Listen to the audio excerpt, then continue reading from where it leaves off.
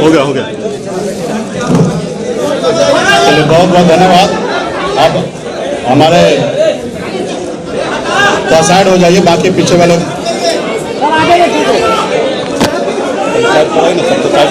साथी को पार्टी कर लोगों को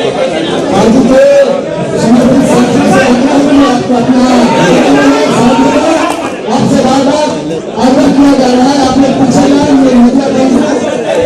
होगा ना फोटो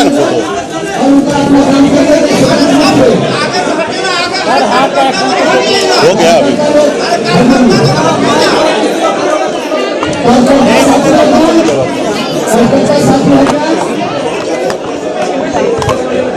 हटाओ ना नीचे, सबको हटाइए ना, हटाओ ना सबको बाहर से।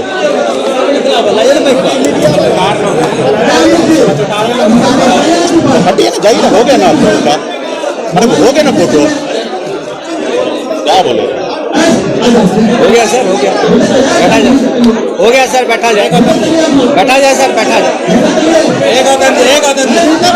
अरे वो छोड़ो ना, इधर आगे का हटाओ ना। इधर हो गया आपका, ये एक आदमी। कोई नहीं है, मेरा कोई नहीं है इधर।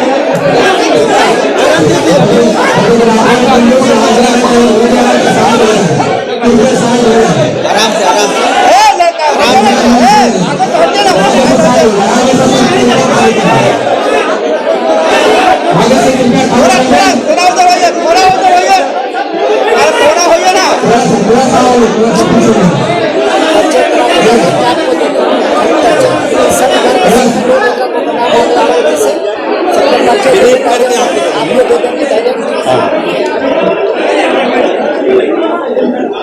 शामिल रखे हम लोग के प्रदेश सदस्य चौहान परिचय देते हुए राष्ट्रीय ध्वज सम्मानित राष्ट्रीय अध्यक्ष मुकेश साहू जी, मंच पर मंडल नाम बोलते जाइए ना। डॉक्टर राजभूषण चौधरी जी, राष्ट्रीय प्रवक्ता श्री राजीव मिश्रा जी, बिहार प्रदेश के प्रभारी श्री संतोष कुशवाहा जी, चूड़ा के प्रदेश अध्यक्ष श्री गौतम सिंह जी, सभी प्रदेश के प्रदेश अध्यक्ष श्री विकास सिंह जी, प्रवक्ता किशन चौधरी जी, प्रदेश की महिला नेत्री और प्रदेश अध्यक्ष श्रीमती निर्मला सानी जी, वरीय पदाधिकारी और प्रदेश के लीडर श्री विश्वनाथ यादव जी, श्री मुकेश निषाद जी, श्री अभय सिंह जी, बाल मुकुंद चौहान जी, वेदांता सिंह जी, पटना जिला के जिला अध्यक्ष भाई अर्जुन साहू जी, विजंता सिंह जी, विक्रमादित्य सिंह जी, साथी श्री पप्पू चौहान जी, और डायरेक्ट मैं इनका परिचय करने के बाद अपने राष्ट्रीय अध्यक्ष जी को प्रेस वार्ता के लिए माइक समर्पित करता हूँ। चलो चलो ले लीजिए, फोटो ले लीजिए।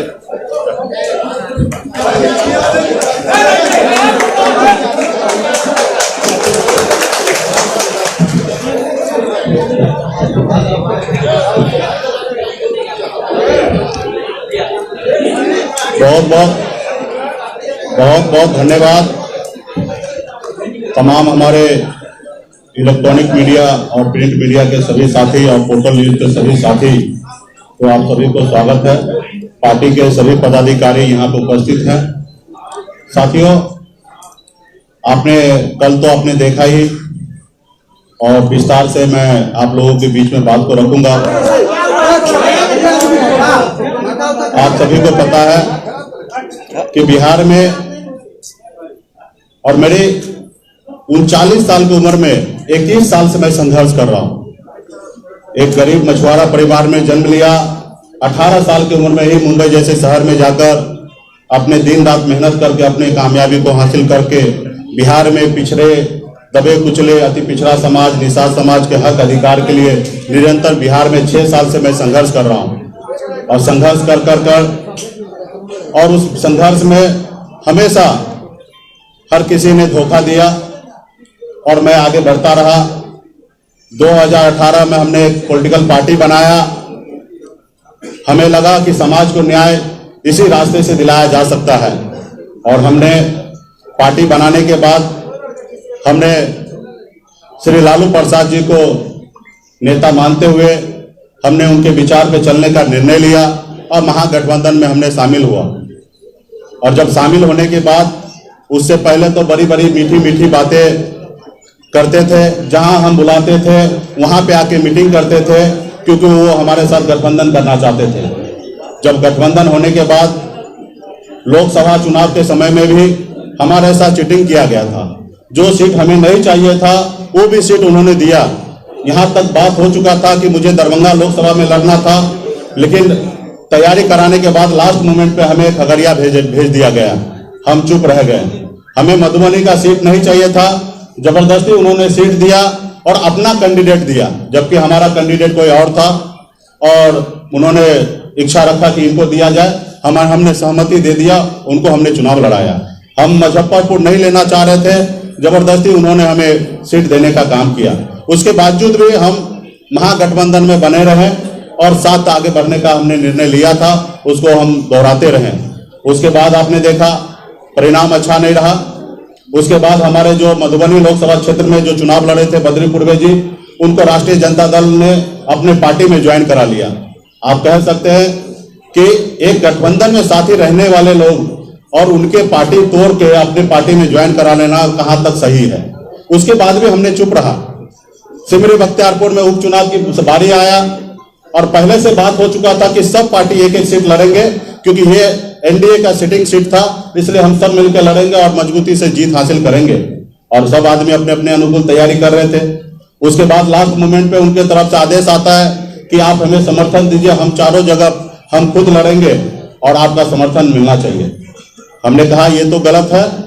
अगर यही आपको लड़ना रहता तो 2 महीना पहले हमें बता देते तो शायद हम समझ लेते। लेकिन हम जब तैयारी में उतर गए और अपने लोगों को बोल दिए कि आपको ये सीट दे रहे हैं, जबकि खगड़िया लोकसभा क्षेत्र में ही सिमरी बख्तियारपुर आता है, तो हमने वहां पे चुनाव लड़ने का निर्णय किया। और मैंने उनको बता दिया कि सन ऑफ मल्ला किसी के पीछे चलने वाला नहीं है। अपने कंडीशन से बिहार में अपने समाज हक अधिकार के लिए लड़ाई लड़ने के लिए खड़ा है और किसी पार्टी के पीछे चलने वाला नहीं है। हमने उनसे एक सीट पर उनसे हमने कंप्रोमाइज नहीं किया और हमने अपनी ताकत दिखाने का निर्णय ले लिया और हम वहां पे चुनाव लड़े और अकेले 1 साल पुराना पार्टी 15% वोट लाया, 26,000 वोट हमने लाया। और वहां पे उन्होंने देखा कि मेरे 26,000 वोट लाने से, अति पिछड़ा समाज हमारे साथ आने से वहां पे एनडीए का बुरी तरीके से 15,000 से हार होता, वहां पे राष्ट्रीय जनता दल को जीत होता है। वहीं से उन्होंने एक षड्यंत्र रचने का कोशिश किया कि इनके पास एक वोट बैंक है और ये इनके साथ है, और उन्होंने समय रहते हुए साथ आए, सारे चीज किए और उन्होंने निर्णय ले लिया था कि इनको समय आने पे हम इनको धोखा देंगे।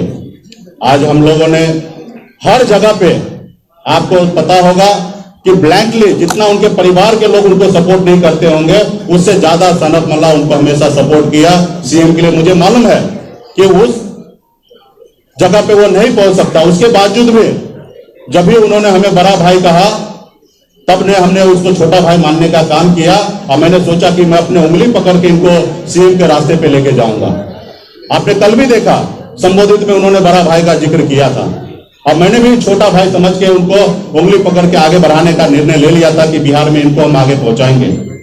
और उनके मन में तो कुछ और ही चल रहा था कि सबसे बड़ी बात है कि आप सबको भी पता है कि उसको बिहार के युवा से मतलब नहीं है, हर युवा से डरता है।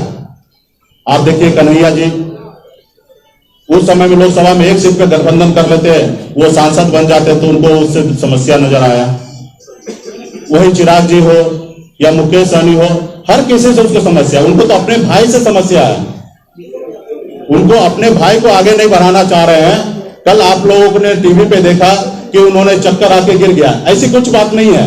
वो कल नाराजगी व्यक्त कर दिए थे कि हमें कुछ सीट चाहिए और हमारे लोगों को लड़ाना है। वो सहमति नहीं बन पा रहा था, उन्होंने बाइकआउट किया कि हम किसी में नहीं जाएंगे और इस तरीके का तबियत खराब होने का बहाना किया गया। फिर बाद में मान मनोबल किया गया और फिर उनको साथ में लाया गया। सच्चाई ये था, क्योंकि मैं कल 12:30 बजे से 10 नंबर बंगले पे ही था और मैंने देखा, जब मैं गया था तभी मैंने देखा, हम तेज प्रताप जी से मिले, उसके बाद जब सहमति बन गया तो लास्ट में भी जब तेज प्रताप जी आए तो उनसे हमने मिला। अब बहुत व्यवहारिक लोग हैं तेज प्रताप जी, लेकिन वो अपने भाई को जब पीछे रखने का कोशिश कर रहा तो भला अति पिछड़ा का बेटा, मल्ला का बेटा, वो कैसे आगे लाएंगे। आज वो देख रहे हैं कि बिहार में अति पिछड़ा का उभरते हुए सितारा सनत मल्ला है। कल अगर ये अपने पैर को जमा लेंगे तो हमें आने वाले समय में राजनीति करना बहुत कठिन हो जाएगा। और इसलिए उन्होंने साथ रख के 2 दिन पहले, कल से 2 दिन पहले जब मैं फिर 10 नंबर में गया था, बहुत सारे बातें हुआ। उन्होंने खुद बोला कि आप कहां से चुनाव लड़ रहे हैं, चुनाव नहीं लड़िएगा तो डिप्टी सीएम कैसे बनिएगा। तो हमने बोला कि कहीं से लड़ लेंगे। उसके बाद जब गिनती हो रहा था कि 65 सीट कांग्रेस को देना है, वाम दल को 27 सीट देना है, 3 सीट हम झारखंड मुक्ति मोर्चा को देना है, 25 सीट आपको देना है, फिर हमारे पास बचेगा कितना है। तो हमने कहा आधा सीट बच रहा है, 123 सीट बच रहा है, काफी है। पिछली बार तो अब 100 सीट में लड़े थे। जब ये सारे बातें 2 दिन पूर्व में ही उनके आवाज पे हो गया था, उसके बावजूद भी वो मुझे अंधेरे में रखने का कोशिश किया। आपने देखा कि जीतन राम मांझी जी ने दलित का बेटा सिर्फ एक छोटा सा डिमांड रखा था, कोऑर्डिनेशन कमेटी, कि जो भी बात हो सबके बीच में बात हो। उनके मन में पहले से ही था कि हमें लोगों को चीटिंग करना है और 1 to 1 बात करना है। तो वहां पे 1 to 1 बात करेंगे तो निश्चित तौर पे कभी भी किसी को झुठला देंगे। तो जीतन राम मांझी को बात नहीं मान के किस तरीके से उसको बेइज्जत करके बाहर निकाला गया, किस तरीके से उपेंद्र कुशवाहा जी जब केंद्र में मिनिस्टर थे, एनडीए के साथ थे, उनके साथ संबंध करके 5 लोकसभा देने के बाद उनको अपने घर में लाने के बाद उनको किस तरीके से पिछड़ा के बेटा को धक्का मार के बाहर निकाला गया, आप लोग से छुपा हुआ चीज नहीं है। और कहीं ना कहीं मेरे साथ भी वो इसी तरीके से षड्यंत्र रचने का उन्होंने काम करने लगा था। आज कहीं ना कहीं आपने देखा कि सिमरी बख्तियारपुर में मेरे पास जो ताकत था उसको लेकर वो समझ रहा था कि इनको लास्ट मोमेंट पे अपने कंडीशन पे, कल भी उन्होंने प्रेस कॉन्फ्रेंस में कहा कि हमारे पास 144 सीट में हम वीआईपी पार्टी को एडजस्ट करेंगे और झारखंड मुक्ति मोर्चा को एडजस्ट करेंगे। मतलब क्लियर था कि आप हमें सीट देना चाहते हैं। जब 2 दिन पहले जो गठबंधन में साथी आए, माले या सीपीआई सीपीएम, उनको आप नंबर दे देते हैं। जब कांग्रेस, आपने देखा कि कांग्रेस लास्ट मोमेंट पे 70 सीट उनसे बात वादा करने के बाद 58 सीट की बात करने लगा। जब ऐसे नेशनल पार्टी के साथ चीटिंग करने के लिए वो मन बना सकता है तो हमारे जैसे छोटे पार्टी पिछड़ा के बेटा के साथ क्यों नहीं बना सकता है। जब उन्होंने कांग्रेस पार्टी ने एक्शन लेने का कोशिश किया तब उनके सामने में झुका। उनको मालूम है कि मुकेश सहनी अगर एक्शन लेता है तो इसका परिणाम, इसका फल मुझे बेनिफिट में नजर आएगा, तो वो उनके सामने में झुका। आपको मैं बता दूं 2019 में कांग्रेस पार्टी से गठबंधन टूट चुका था, 11 सीट से 9 सीट हो चुका था और गठबंधन कहीं ना कहीं टूट चुका था। मैं वहां पे दिल्ली में रहकर मैंने दोनों तरफ बीच बचाव करके मैंने गठबंधन बरकरार रखने का काम किया था 2019 में। आप उपेंद्र कुशवाहा जी से बात कर सकते हैं या शक्ति सिंह गोयल से बात कर सकते हैं, उसमें मेरा सबसे बड़ा अहम रोल था। अभी भी जब आपस में लड़ाई हो रहा था तो तेजस्वी यादव प्रसाद जी हमको फोन करके कहते हैं कि आप कांग्रेस को टाइट कीजिए।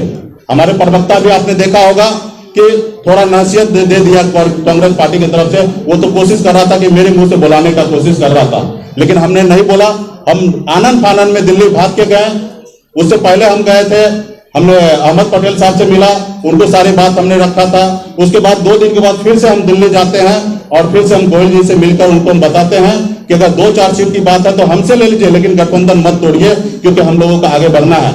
2024 में भी आप लोगों की राजनीति करना है, आगे बढ़ना है। आपने देखा कि हमने जब एयरपोर्ट पे आया था, मैंने खुले शब्दों से कहा था कि अगर किसी गठबंधन के साथी को अगर 2-4 सीट चाहिए हमसे ले लीजिए, लेकिन गठबंधन नहीं तोड़ा जाए।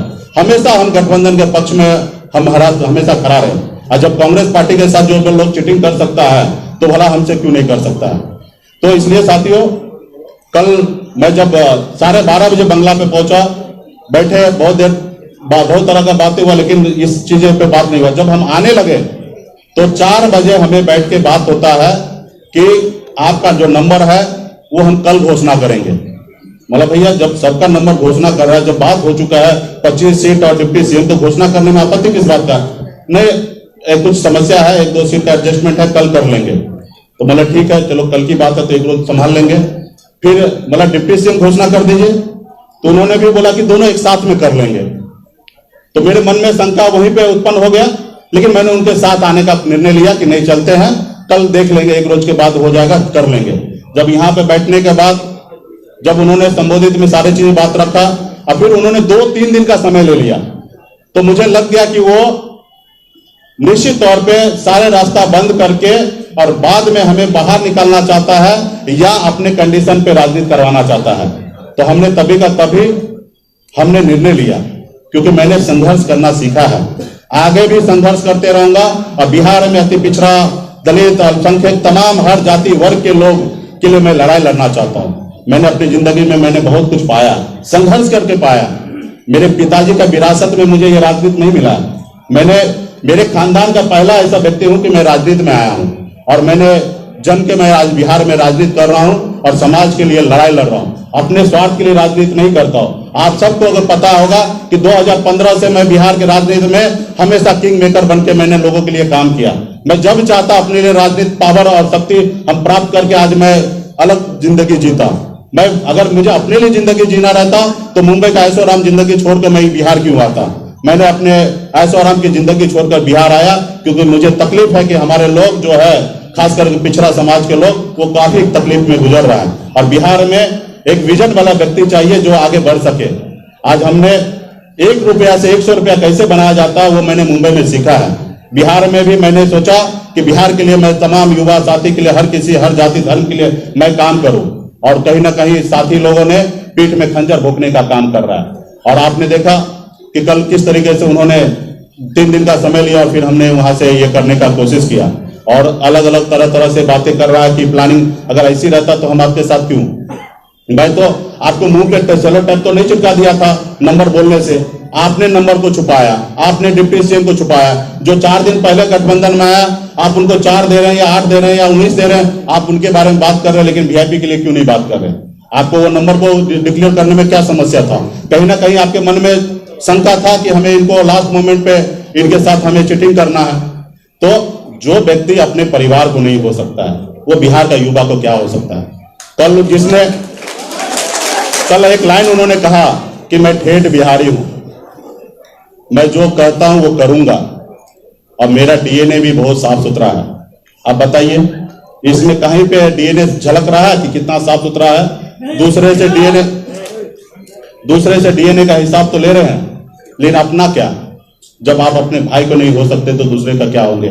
आपका बड़ा भाई है जिसको ताज देना चाहिए, उसको 2-2 टिकट पे आप उनको मोहताज कर देते हैं। ये ऐसी राजनीति होता है? आप कहीं ना कहीं उनको कि बिहार के किसी युवा से मतलब नहीं है।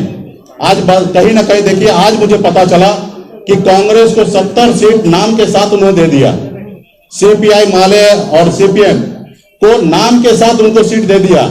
मुझे नाम पे भी चर्चा नहीं हुआ। एक तो संख्या तो दूर की बात है और खुद उनके जो सिटिंग सीट है उनको ग्रीन सिग्नल दे दिया गया। और आप तो देख ही रहे हैं डिस्को मान में किस तरीके से लेन देन चल रहा है, नीचे में गाड़ी में करोड़ों करोड़ रुपया पकड़ाया जा रहा है। आप सब तो देख रहे हैं किस तरीके से बिहार में खेल हो रहा है। सारे सीट पे लोगों को एडजस्टमेंट किया जा रहा है, हमसे बात भी नहीं। आज मुझे पता चला कि सबके लिस्ट जारी हो रहा है। हमारा तो नंबर पे बात होना था, उसके बाद लिस्ट पे जारी बात होना था और लास्ट मोमेंट आ चुका है। पहला चरण का 8 तारीख तक नॉमिनेशन है। आज हम 4 तारीख तक बैठे, अभी तक हमारे पास ये भी नहीं पता कि हम किस क्षेत्र में किसको लड़ाना चाहेंगे। मेरा पहले से मानना था कि हमें जितना भी सीट मिलेगा उसमें से 80% अति पिछड़ा को लड़ाना है और पार्टी के संगठन के लोग को लड़ाना है ताकि हम आगे बढ़ सके। और अच्छी हमने बात भी रखा था 80% अति पिछड़ा को लड़ाना है। हमने ये भी कह दिया कि अगर आपके पार्टी में अगर कोई निषाद समाज के लोग हैं उनको भी हम एडजस्टमेंट करने के लिए तैयार हैं। उनके मन में एक शंका आया कि चुनाव जीत लेंगे और शायद कम सीट की बात होगा, दूसरे पक्ष में भाग जाएंगे। तो भैया आपके साथ तो मुख्यमंत्री भी चले जा चुके हैं और लोग के बीच में तो अपने परिवार में आप अपने धर्मपत्नी के साथ अच्छा व्यवहार नहीं कीजिएगा, तब की धर्मपत्नी छोड़ के चला जाएगा तो आपके सहयोगी दल क्यों नहीं छोड़ के जाएगा? हमने वहां पे भी उसको बोला, गारंटी दिया कि अगर आपको इस चीज का अगर डर है तो आप एक नाम बताइए किसको हम अपने पार्टी का राष्ट्रीय अध्यक्ष बना दें। हमने शक्ति सिंह गोयल जी को भी बताया, सिर्फ एक आदमी को नहीं बोला, उनको भी भरोसे में लिया कि अगर आपको लगता है कि कल मैं आपके साथ चीटिंग कर सकता हूं तो आप एक नाम बताइए। राहुल जी, जिनको भी नाम अगर मेरे को बोल देंगे उन राहुल जी पे मैं भरोसा करूंगा, अपने पार्टी का राष्ट्रीय अध्यक्ष उनको बना दूंगा। जब पार्टी का राष्ट्रीय अध्यक्ष वो होंगे तो निर्णय वो लेंगे, हम नहीं लेंगे। तो हमने इतना जब साथी के लिए कुर्बानी देने के लिए मैंने निर्णय ले लिया, फिर इट बट कहां। तो आज कहीं ना कहीं बिहार में निषाद समाज के साथ धोखा किया गया, पीठ में खंजर भोंकने का काम किया गया, और कहीं ना कहीं जो समस्या उन्होंने खड़ा किया है, इसके लिए बिहार के तमाम अति पिछड़ा समाज, हर बुद्धिजीवी लोग, युवा साथी ये चीज समझेंगे और आने वाले समय में 2020 में उनको बताने का काम करेंगे कि बिहार के लोग उनके पीछे नहीं है। विरासत में आपको दौलत मिल सकता है, लेकिन राजनीति नहीं मिलना चाहिए। जिसमें दम होगा वो बिहार के कुर्सी पे बैठेगा, मेरा ये मानना है। और मैं 2025 में मैं डंके के चोट पे कहूंगा कि जिस युवा में ताकत होगा 2025 में वो बिहार का मुख्यमंत्री बनेगा। मैं तहे दिल से उनको समर्थन करूंगा, लेकिन ऐसे लोगों को नहीं जो अपने लिए, अपने परिवार के लिए सोचता है, समाज के लिए नहीं सोचता है। तो इसलिए मैंने हम लोग पार्टी के सभी पदाधिकारी से हमने निर्णय लिया है। तमाम पॉलिटिकल पार्टी के लोग संपर्क में है और एक बड़ी मोर्चा बनाने की बात हो रहा है। हम मानते हैं कि एक बड़ा मोर्चा होगा तो निश्चित तौर पे हम वहां पे काम कर सकते हैं। नहीं तो हमने निर्णय ले चुका है कि 243 सीट पर वीआईपी पार्टी अपने दम पर अकेले चुनाव लड़ने के लिए मैदान में उतरेगा। जहां पे अति पिछड़ा समाज रूलिंग पार्टी से चुनाव लड़ेगा, वहां पे हम अपने कैंडिडेट को नहीं देंगे। बाकी 243 सीट पर हम बिहार में वीआईपी पार्टी चुनाव लड़ने के लिए तैयार है। अभी तक हमारे पहला चरण का 50 से अधिक नामों का चयन हो चुका है। कुछ नाम को हम अभी बाकी रखे हैं और वो शाम तक हमारा सूची जारी हो जाएगा। और गठबंधन में जो भी लोग हमसे बात कर रहे हैं और बेहतर बिहार के विकल्प देने के लिए बात कर रहे हैं, अगर ऐसी कुछ बात होगा तो हम समझौता कर सकते हैं, नहीं तो वरना कल सुबह में आपको पहला चरण का 71 विधानसभा के लिए प्रत्याशी कौन होंगे उनका नाम का सूची कल सुबह 11 बजे हम प्रेस कॉन्फ्रेंस के जरिए या मीडिया के द्वारा हम नाम को लॉन्च कर देंगे कल 11 बजे तक। इसमें कोई टाइम नहीं लगेगा, क्योंकि आपने देखा हम 1 घंटे में डिसीजन लिए। हमें ये नहीं बोला कि गठबंधन से आपको बाहर निकाल रहे हैं, ये नहीं कहा कि हम गठबंधन में सीट नहीं देना चाहते हैं, लेकिन हमने सामने वाले का चालाकी देखा और हम 1 घंटे में 4:20 में हमसे बात होता है और 4:40 में हम 10 नंबर बंगला से निकलते हैं और शायद 5:कुछ पे हम डिसीजन ले लेते हैं कि गठबंधन में नहीं रहना है। तो ये मेरा हमेशा खूबी रहा। जब भी बिहार में हमने काम किया कभी किसी से समझौता नहीं किया। जब भी मेरे साथ जिसने भी चीटिंग किया होगा उनके साथ जबरदस्त मजबूती से हमने अपनी ताकत का एहसास कराया। जब हम हर लड़ाई को लड़ सकते हैं। आपने देखा कि गांधी मैदान में किस तरीके से हमारे समर्थक की अपनी ताकत है। हमारे पास 15% वोट बैंक है। 1 साल पुराना पार्टी नहीं है, लेकिन 15% हमने उपचुनाव में वोट लाने का काम किया। और वहीं से उन्होंने देखा कि लास्ट मोमेंट पे छोड़ देंगे, ये बहुत गुस्से वाले हैं, हर तरह का व्यवस्था इनके पास है, 243 जगह चुनाव लड़ने का निर्णय ले लेंगे और मैक्सिमम जगह महागठबंधन अति पिछड़ा का वोट काटेंगे और एनडीए का नुकसान होगा और हमारी महागठबंधन जीत होगा। और उन्होंने सोचा कि इनको हम लास्ट मोमेंट पे टक्कर देंगे या अपने कंडीशन पे बात करेंगे। तो इसलिए हमने ये सारे निर्णय ले लिया है और कल तक मैं सारे चीजें को स्पष्ट कर दूंगा। और नाम पे तो मेरा काम चालू हो चुका है और अभी बहुत सारे साथी हैं, बहुत सारे लोग फोन कर रहे हैं कि हम लोग बैठ के एक साथ राजनीति किया जा सकता है। तो हम चाहेंगे कि एक बड़ा रणनीति के साथ काम किया जाए, नहीं तो हम 1-2 पार्टी के साथ गठबंधन नहीं करेंगे। हम अपने दम पे अकेले लड़ेंगे। और हम बिहार में निश्चित तौर पे मेरा मानना है कि जिस हिसाब से बिहार में बन चुका है ट्रायंगल चौंगल, मतलब अलग अलग कैंडिडेट हो रहा है। एक विधानसभा में 5-6 रनिंग कैंडिडेट होगा। मुझे लगता है कि 35,000 40,000 जो वोट ले आएगा उनकी जीत हो जाएगा। और 25,000 वोट मेरे पास हर विधानसभा में 25 से 30,000 है और हम अच्छे कैंडिडेट को सिलेक्शन कर रहे हैं। जहां पे 10,000 5,000 उनके पास पर्सनल वोट होगा, निश्चित तौर पर मेरा मानना है कि हमारे बड़े संख्या में पूरे बिहार में कैंडिडेट जीत के आएंगे और निश्चित तौर पर मेरे बगैर किसी का सरकार नहीं बनेंगे। ये हम लोगों का मानना है और इसके लिए हम लोग आने वाले समय में काम करेंगे। बहुत बहुत धन्यवाद साथियों।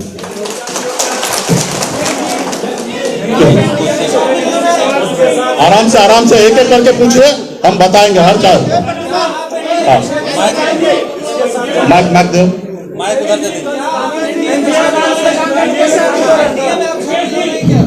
जी नहीं, अभी फिलहाल ऐसी कोई बात नहीं है। हमने रास्ता खोल के रखा है। हमारे पास जो भी जिनको भी बात करना है हमारे कंडीशन पे हम किसी के साथ राजनीति करेंगे, सामने वाले के कंडीशन पे राजनीति नहीं करेंगे। हमारे उपेंद्र जी से बातचीत जारी है। हमने रात में भी बात किया, सुबह में भी बात किया, पप्पू यादव जी से बात किया और तमाम बहुत सारे पॉलिटिकल पार्टी है, सबसे बड़ा बातचीत जारी है। और हमने बोला ना कि 1 दिन का समय हमें चाहिए, 12 घंटे का। अभी से लेकर 12 घंटे में हमने निर्णय ले लेंगे और कल सुबह में हम अपने पहले लिस्ट हम जारी कर देंगे, या कुछ बात बन सकता है तो हम गठबंधन कर सकते हैं।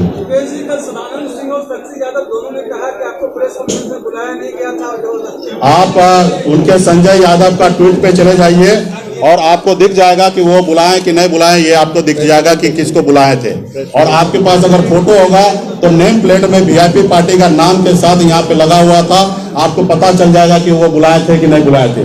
उसके बाद तेजस्वी प्रसाद यादव संबोधित में बड़े भाई मुकेश सहनी करके, और उन्होंने कहा कि हमारे पास जो सीट बचा है उसमें से वीआईपी पार्टी को हम 1-2 दिन में निर्णय लेंगे।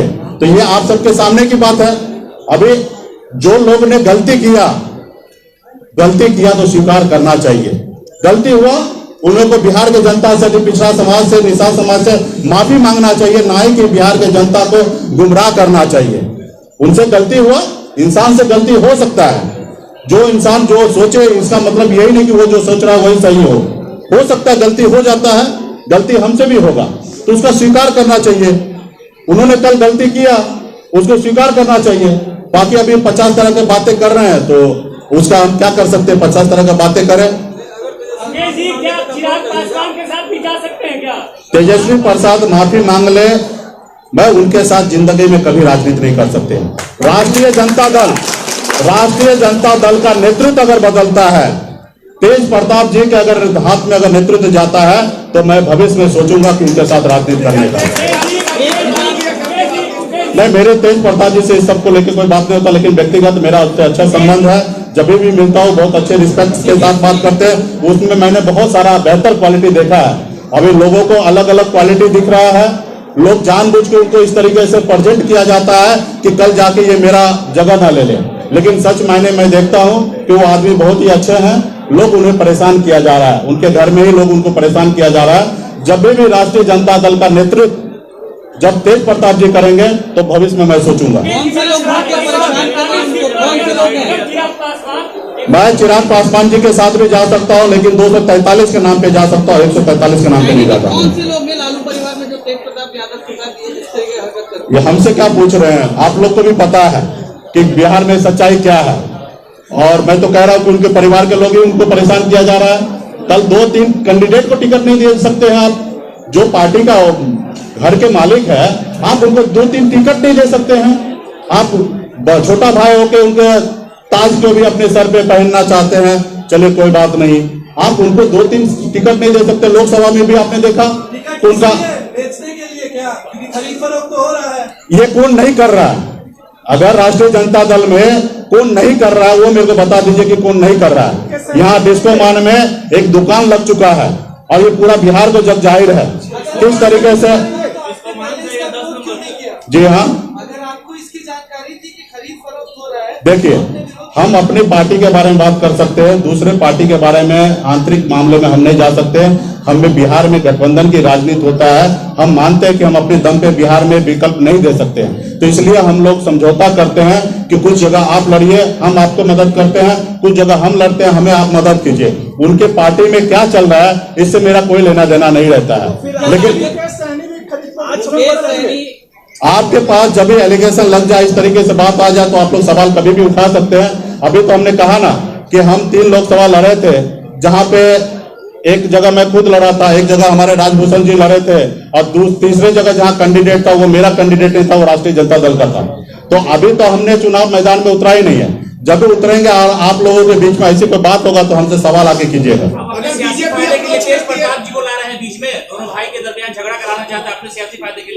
मुझे जो सही लगा वो मैंने बात रखा, उसको आप किस एंगल से लेना चाहते हैं। मैं तो आज उनके परिवार के कुछ लोगों को अच्छा तो मानते हैं ना। हमने पहले भी कहा कि लालू प्रसाद जी को मैं बहुत मानता हूं, उनके विचारधारा से जुड़ने के लिए मैं राष्ट्रीय जनता दल में आया हूं। आज शायद लालू प्रसाद जी रहते तो शायद ये नौबत नहीं आता।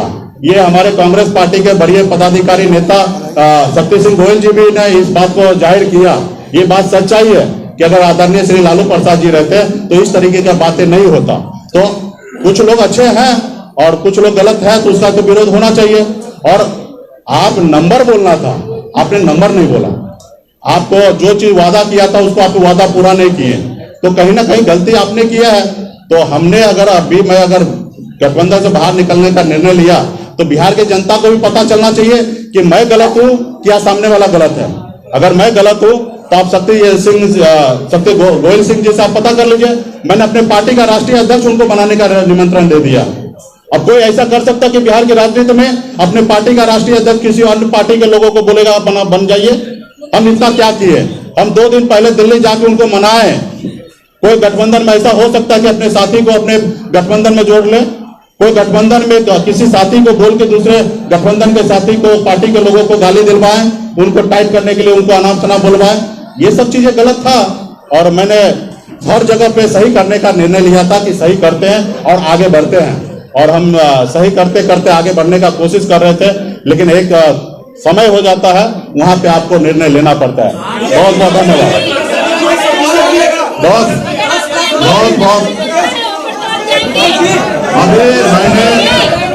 हमने अभी अपने